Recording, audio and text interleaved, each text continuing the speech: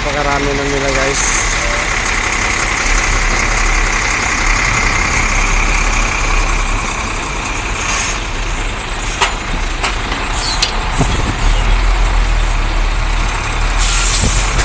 So yung iba magpa-dump pa. Ito sila guys. So yung iba pauwi na din sila. Magbalik daw sila mamaya pa hapon. So guys, vlog today. Shout out.